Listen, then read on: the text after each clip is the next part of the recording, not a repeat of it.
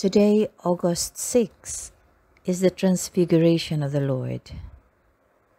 All three of the Synoptic Gospels record the event of the Lord's Transfiguration.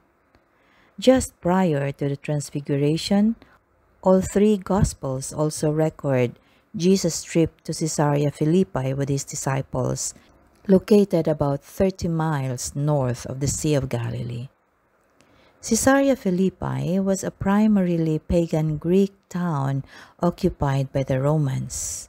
The Greek god Pan was worshipped there in a cave thought to be bottomless and often referred to as the gate to the netherworld because of its association with the pagan god.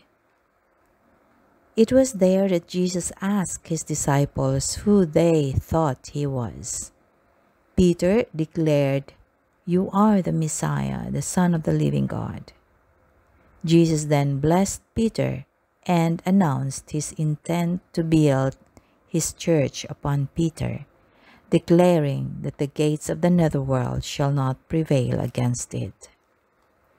After this significant exchange, Jesus began revealing to his disciples his impending fate, his journey to Jerusalem to suffer and die. Peter resisted this revelation, to which Jesus responded sternly, correcting Peter's human thinking with divine wisdom.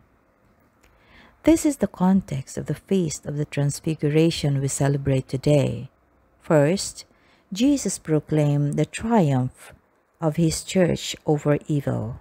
Second, he informed them that this victory would be achieved through his own suffering and death. Also, the first message is encouraging. The second one is challenging to accept.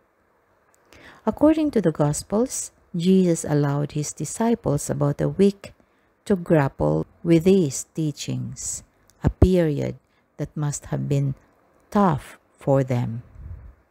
Understanding their struggle, Jesus took his three closest companions, Peter, James, and John, up a high mountain.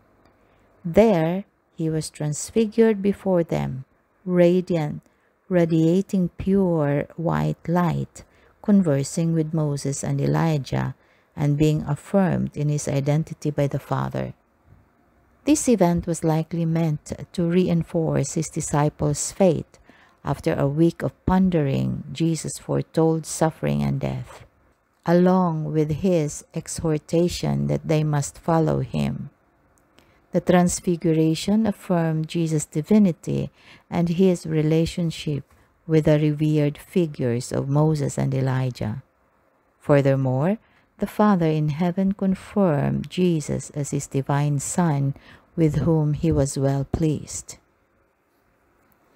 After the resurrection and ascension of Jesus, these three apostles shared their experience of the Transfiguration, fortifying others in the faith. This story is still shared today to strengthen us as we bear our own crosses.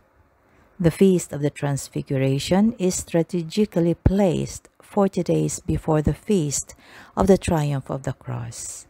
Thus, the Transfiguration should be seen as a preparation for both the cross of Christ and our participation in the triumph.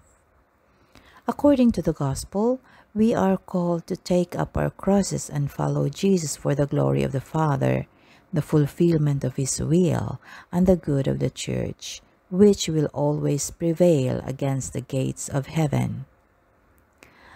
As you celebrate the Transfiguration today, look at this event as a foretaste of the reward awaiting you and a source of encouragement to endure all sufferings for the final victory of Christ.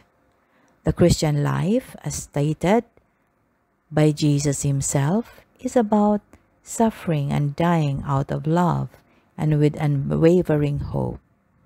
By uniting our trials with Christ's cross, we share in his glorious victory for all eternity.